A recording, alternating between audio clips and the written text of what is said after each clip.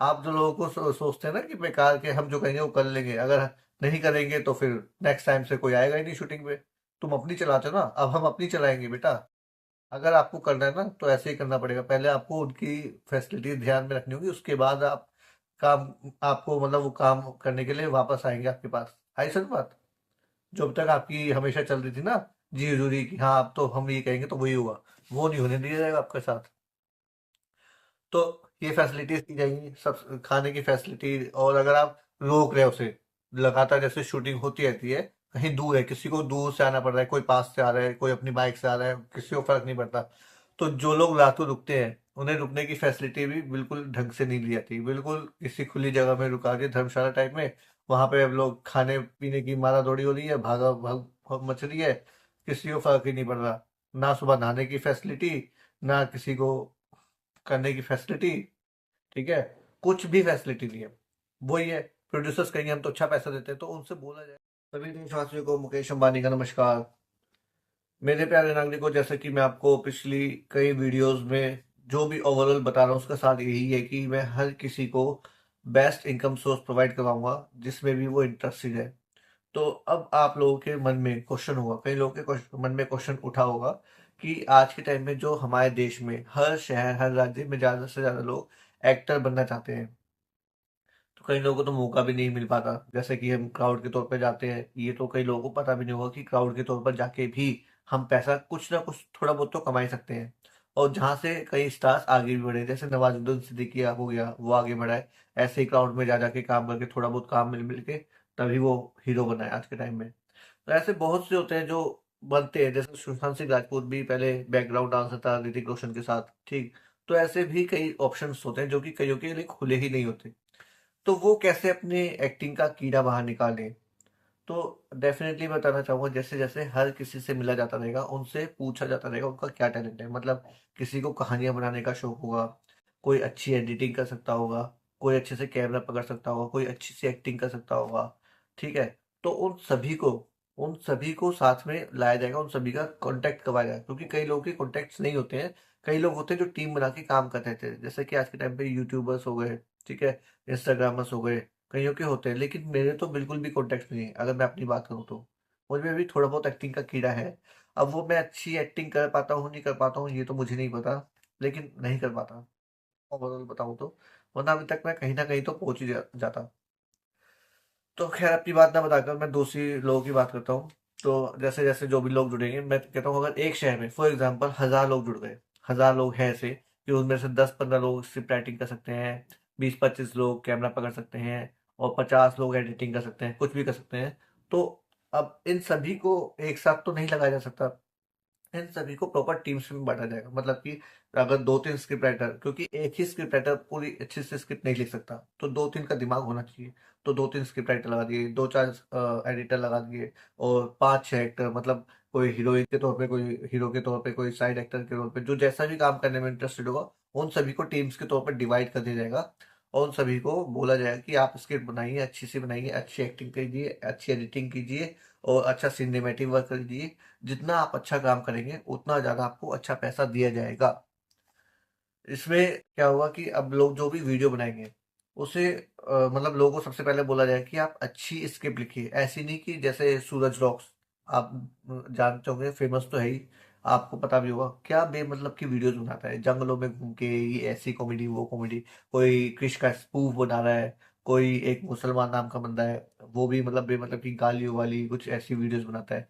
तो ऐसी वीडियोस नहीं बनानी, आपको आपको कुछ ढंग की वीडियोस बनानी है। और सबसे पहले आप उस बात पे जाए कि जो मैंने मुसलमान बोला, देखिए मैं किसी धर्म के खिलाफ नहीं हूँ, मैं जस्ट एक जो बेकार चीज़ है उनके खिलाफ हूँ। अब मैंने सूरज रॉक्स के बारे में बताया, वो भी तो एक हिंदू है, लेकिन मैंने बताया ना उसके बारे में कि वो किस तरह की बेकार वीडियोस बनाता है। तो मैं सिर्फ ये बताना चाह रहा हूँ कि जो भी कोई बेकार की वीडियोस बनाए ना, आप उस तरह की वीडियोस ना बना के कुछ ढंग की इनोवेटिव बनाइए, जिसे हम टीवीज में या कहीं पर भी, अगर थिएटर में कहीं भी लॉन्च करना चाहें, आप मूवी बनाना चाहते हैं, सीरीज बनाना चाहते हैं, या सीरियल के तौर पे जो भी जैसे भी क्रिएट करना चाहते हैं, वो अपने हिसाब से बेस्ट करने की कोशिश कीजिए। आपको उस हिसाब से बेस्ट रुपए मिलेंगे। ये नहीं है कि मान लीजिए किसी ने स्क्रिप्ट अच्छी लिखी लेकिन एक्टिंग बेकार करी, तो फिर एक्टिंग करने वाले को कम पैसे दिए जाएंगे, और जिसने स्क्रिप्ट अच्छी लगी लिखी, मतलब उसका जो मोटिव था वो देखिए स्क्रिप्ट से ही पता लग जाता है। एक्टिंग जिसने अच्छी नहीं की वो तो पता लग जाएगा कि हाँ एक्टिंग अच्छी नहीं की, जिसने स्क्रिप्ट अच्छी लिखी होगी वो भी पता लग जाएगा कि डायलॉग के हिसाब से कि हाँ बंदे ने स्क्रिप्ट अच्छी लिखी थी, तो उसे उस हिसाब से पैसे ज़्यादा दिए जाएंगे। किसने एडिटिंग अच्छी नहीं करी होगी तो उसे पैसे कम दिए जाएंगे, लेकिन एडिटिंग अच्छी की होगी तो उसे पैसे अच्छे मिलेंगे। तो ये सब ओवरऑल किया जा सकता है। डेफिनेटली ज़्यादा से ज़्यादा लोगों को मोटिवेट करेगा। भाई कोई अगर एक्टिंग अच्छा अच्छा कर रहा है तो डेफिनेटली कोई उससे एक्टिंग तो गलत करवा नहीं सकता, ठीक है। तो कोई किसी से गलत नहीं करवा सकता, ये सब अपने अंदर से आएगा।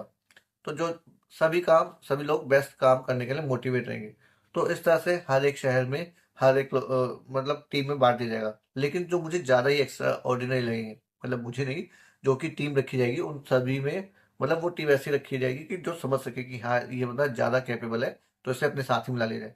तो चाहे वो किसी भी राज्य से किसी भी शहर से कहीं से भी हो, उसे अपने साथ जोड़ा जाएगा डायरेक्ट, और उसके साथ बड़े बड़े आइडियाज पर काम किया जाएगा। जैसे कि मैंने बताया छोटे लेवल पे तो करवाया जाएगा, लेकिन बाई चांस वो नहीं कर पाते हैं तो हम बड़े लेवल पर भी करने की कोशिश रखेंगे, जिसके लिए हर एक इंसान का टैलेंट पूरा निचोड़ लिया जाएगा नींबू के रस की तरह।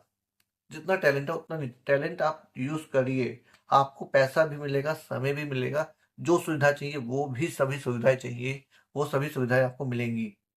तो हर एक इंसान के टैलेंट का सदुपयोग किया जाएगा, और इस बॉलीवुड इंडस्ट्री को उस लेवल पर लेके जाने की कोशिश नहीं, तैयारी की जाएगी कि हॉलीवुड की जो फिल्में ना उन्हें टक्कर दे सके। ठीक। अब लेकिन अब यहाँ पे फिल्मों वालों का एक कंसर्न आएगा कि ऐसे तो जो हम फिल्मों में क्राउड के तौर पर लोगों को लेते हैं वो तो हमारे साथ काम ही नहीं करेंगे, अब वो तो आएंगे ही नहीं हमारे पास शूटिंग में, ये नहीं वो नहीं। तो सबसे पहले तो प्रोड्यूसर्स को समझाया जाएगा, जो आप एज अ क्राउड बंदों को लोगों को बुलाते हैं ना, उन्हें कुछ बेसिक फैसिलिटीज प्रोवाइड करने की व्यवस्था कीजिए, तभी लोग आपके पास आएंगे। उसमें क्या, उसमें सबसे पहले कि जैसा कि मैं खुद शूटिंग्स पे गया हूँ एज अ क्राउड, तो मैंने देखा है कि क्या होता है, सबसे पहले तो उन्हें खाने की फैसिलिटीज अच्छी नहीं मिलती। मतलब डिस्पोजेबल टाइप प्लेट में बांध के खाना दीजिए कुछ भी, अब उनसे उनका क्या पेट भरेगा। और कई चीजें तो ऐसी होती है जो इंसान कुछ खाता नहीं है, मतलब दूसरे लोग खाते हैं, एक इंसान नहीं खाता। तो भाई ऐसी चीजें रखने का कोई फायदा नहीं है। सबसे पहले तो खाने के अच्छे से बफे टाइप जो होता है ना वो लगवाइए, ठीक है। अच्छे से खाना दीजिए। अगर आप वो नहीं दे सकते तो लोग कोई कोई भी नहीं आएगा। अब प्रोड्यूसर्स का ये क्वेश्चन होता होगा, ये बात होती होगी, हम तो बहुत अच्छे से पैसे खर्च करते हैं लेकिन सामने जो कोऑर्डिनेटर है वो ही नहीं अच्छा लगता। तो बोला जाएगा ना कि आप उन कोऑर्डिनेटर से बोलिए कि अच्छा सा खाना प्रोवाइड करवाए। अगर अच्छा सा खाना प्रोवाइड नहीं करवा सकते तो किसी और कोऑर्डिनेटर को रखिए सबसे पहले, क्योंकि वो कोऑर्डिनेटर्स में ना पैसा बचाने के लिए कम से कम में चला देते हैं। अब कौन क्या बोल रहा है, किसी को बोलने का कोई हक भी नहीं है, बोलेगा तो ठीक है भाई तो अगली टाइम से शूटिंग पे नहीं आएगा। मतलब कोऑर्डिनेटर्स की जो कहते हैं ना इंसान जितना ऊपर लेवल पे होता है उसकी इतनी चलती है, उसे पता है भाई एक नहीं तो 10 आएंगे मेरे पास। तो सबसे पहले तो हर एक किसी को बोला जाएगा कि आप खाना अच्छे से प्रोवाइड कीजिए।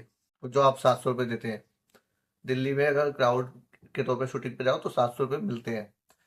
तो वो क्राउड के तौर पे कोई 700 देता है, कोई 600 देता है, कोई 500 देता है, ये भी होता है। क्यों? क्योंकि कितने जितने ज्यादा लोग नीचे ऊपर से मिले होंगे उतने ज्यादा 100 100 रुपये बचा के वो दूसरे लोगों को 100 100 रुपये कम देंगे। तो सबसे पहले तो एक फीस रखी जाएगी, जैसे मुंबई में पूरा होता है आर्टिस्ट यूनियन होती है, 1500 रुपये दिए जाते हैं, उससे कम नहीं दिए जाते जो भी है। तो एक मिनिमम 1000 रुपये या 2000 जो भी होगा, 1500 जिस हिसाब से भी वो प्रोड्यूसर से पूछा जाएगा कितने आप देते हैं आप बताइए, उसके हिसाब से एक जो एक्चुअल में होता होगा ना कोऑर्डिनेटर्स के लिए बीच में बचा के रखने का, उन्हें वो मार्जिन रखने को कहा जाएगा। और बाकी पैसा सीधा जो शूटिंग करने वाला बंदा उस बंदे को दी जाएंगे। ये फैसिलिटीज की जाएगी। और उसके बाद हम देखते हैं कि अगर शूटिंग में थोड़ा सा लेट हो गया, मतलब मान लीजिए अगर 6 बजे का पैकअप है, कई बार 7 8 बजे तक भी शूटिंग हुआते हैं। क्यों? क्योंकि एक्टर जो है एक बारी में अच्छे से टेक दे ही नहीं पा रहा। अक्षय कुमार जैसा बंदा भी, जैसे मैं गया था अक्षय कुमार की मूवी की शूटिंग में, टेक हो ही नहीं रहा एक बारी में, 2 4 5 बार। अब उसकी गलती की सजा क्या ये लोग भुगतेंगे? अरे आपको जो पहले ऑडियंस का शूट लेना है, जो भी सीन लेना है, पहले वो ऑडियंस की रिएक्शन ले लो, उसके बाद आप बाद में उससे करवाते रहना। उससे क्या फर्क पड़ रहा है, वो तो खाते पीते शूटिंग कर रहा है। अब इन लोगों को भूख लग रही है, पता नहीं कितने दूर से, तो वो अपने घर से आए, उन्हें घर पहुंचने में रात के 9 10 बज जाएंगे। उसको क्या फर्क पड़ रहा है, वो तो यहीं पे सो जाएगा। आप जो लोगों को सोचते हैं ना कि बेकार के हम जो कहेंगे वो कर लेंगे, अगर नहीं करेंगे तो फिर नेक्स्ट टाइम से कोई आएगा ही नहीं शूटिंग पे।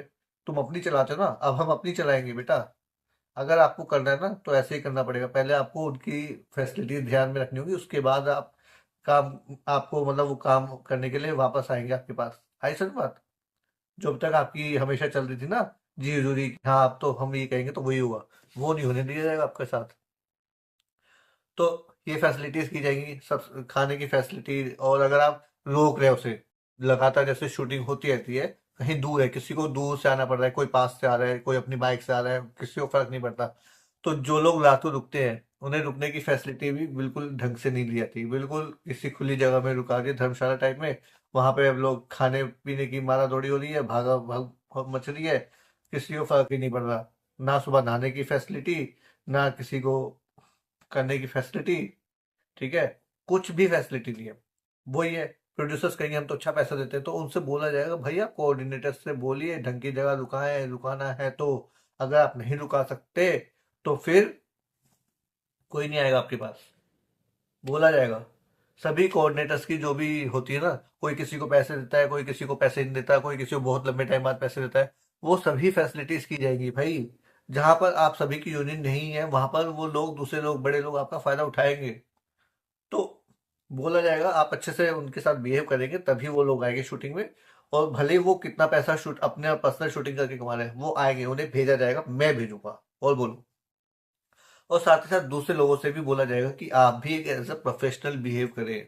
ये नहीं कि आप बच्चों की तरह कहीं भी घूम रहे हैं, कुछ कर रहे हैं। जैसे कहा गया है, सबसे पहले तो उन्हें बोला जाए कि उन्हें भी ढंग की जगह रुकाया जाए। अगर वो शूट नहीं कर रहे हैं, अगर गर्मी है तो गर्मी के समय में उन्हें कहीं छांव के नीचे बैठाने की व्यवस्था की जाए, ठीक है। उनके कपड़े बदलने की फैसिलिटी ऐसी ऐसी जगह, जैसे पार्क में टेंट लगा दिया, वहीं पे लोग कपड़े बदल रहे हैं, लेडीज भी वही कपड़े बदल रही है। कुछ दुख है, कोई उन्हें ढंग का कमरा, रूम दो, कुछ दो, चलो उसमें 10-15 लोग एक साथ बदल सकते हैं, कोई दिक्कत नहीं है। लेकिन आप ऐसे सड़कों पे टेंट लगा के उन्हें बदलने को बोल रहे हो, ये क्या तरीका है भला? तो वो सब चीजें उन्हें खत्म करवाई जाएगी, उन्हें कहा जाएगा बेस्ट फैसिलिटीज दीजिए। अगर आप नहीं दे सकते तो आपको काम नहीं मिलेगा, और आप क्राउड के तौर पे किसी भी बंदे को नहीं बुला सकते। चाहे कोई पासिंग का सीन हो, किसी को कपड़े नहीं बदलने, चलो कोई दिक्कत नहीं है। अगर किसी को कपड़े बदलवा रहे हो तो ढंग की जगह होनी चाहिए, खाना अच्छा होना चाहिए, सब कुछ अच्छा होगा तभी आपको काम मिलेगा, नहीं मिलेगा वरना आपको। तो ये किया जाएगा। उसके अलावा आगे भविष्य में कुछ इस तरह से फैसिलिटीज की जाएंगी, जो लोग हीरोज को भगवान मानते हैं, सेट पे जाके फोटोज खींचते हैं, वीडियो बनाते हैं, वो करने की जरूरत ही ना पड़े। जिसके लिए जो आज के टाइम में इंसान सालों साल हमारी कॉलोनी में नहीं भटका। मैं कहता हूँ हर एक इंसान से बोला जाएगा, हर एक हीरो से, अगर आप दिल्ली जैसे शहर में जा रहे हैं, एटलीस्ट महीने भर के लिए जाइए और हर एक कॉलोनी में लोगों से मिलिए। मतलब आप भले ही शेक हैंड ना कर सके, अब एटलीस्ट लोग आपको देख सके ढंग के क्लियर। इतनी भीड़ में जाइए, 100-200 लोगों की भीड़ में जाइए, एटलीस्ट लोग आपको देखे, मिल सके। क्योंकि लोगों को रहता है अरे हाँ यार, मैंने तो अक्षय कुमार को देख रखा है, मैंने तो उसे देख रखा है। तो एटलीस्ट लोगों को ये रहे कि हाँ चल हम मिल तो लिए, देख तो लिया, भले ही इतनी दूर से देखा हो पर देख तो लिया। लोगों को एक मतलब अच्छा फील होता है। तो इस तरह की जो लोगों की फीलिंग्स है ना, वो थोड़ी, जो भगवान मानते हैं वो सब चीजें कम करवाई जाएंगी, जिससे कि जिसमें कि स्टार्स डेली, मतलब डेली नहीं, साल 2 साल 5 साल जैसे भी हो गैप में एक मिल के आते रहे उनसे, हर एक शहर में। इतनी लाइफ स्पैन होता है उनका, मिल सकते हैं वो, इतना खाली टाइम होता है, कभी तो बिता सकते हैं उनके साथ। अपने आप को हर वक्त भगवान समझने से आपको कुछ नहीं मिलने वाला। तो ये फैसिलिटीज की जाएगी शूटिंग्स वगैरह पे, हर एक राज्य, हर एक शहर पे अच्छी पेमेंट दी जाएगी, खाने की फैसिलिटी, रहने की फैसिलिटी, कपड़े बदलने की फैसिलिटी, और ठहरने की फैसिलिटी अगर शूट नहीं हो रहा है, टाइम से घर पहुंचने की फैसिलिटी, ये सब उनसे बोला जाएगा करवाए जाए। नहीं करवा सकते तो आपको नहीं मिलेगा काम। तो ये सब चीजें आपको मैंने बताई, और इसके अलावा कुछ और भी रह गई। तो देखिए मैं इतना नहीं बता सकता, हर एक की अलग अलग प्रॉब्लम्स हो सकती है शूटिंग के दौरान जो भी है, लेकिन सभी तरह की प्रॉब्लम्स को खत्म किया जाएगा। और जो भी जैसे भी इंडिविजुअल की कोई भी प्रॉब्लम दिखती होगी, उनसे पूछा जाएगा कि आपको शूटिंग में किस तरह की प्रॉब्लम फेस करनी पड़ती है। और हाँ, एक चीज और, अगर कोई पानी पी रहा है तो उसे पानी बैठ के पीने के लिए बोला जाएगा। कैमरामैन, स्पॉट बॉय, ये सब जो लोग होते हैं ना, इन्हें भी बोला जाएगा कि इन्हें भी 10 घंटे से ज्यादा शूट पर ना रखा जाए।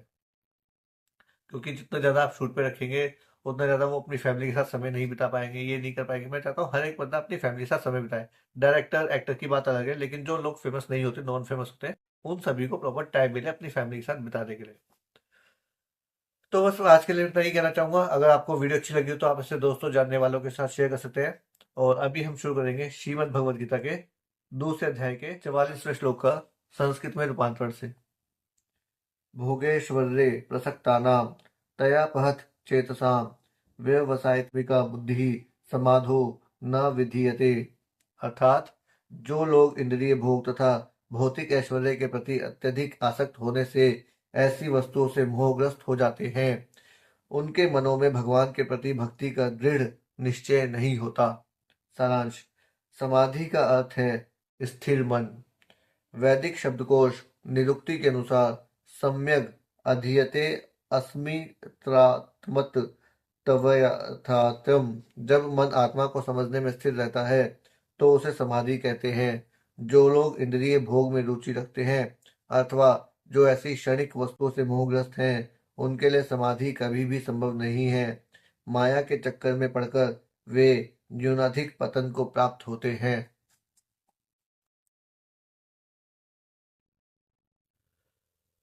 तो दोस्तों बस आज के लिए इतना ही। धन्यवाद और जय हिंद।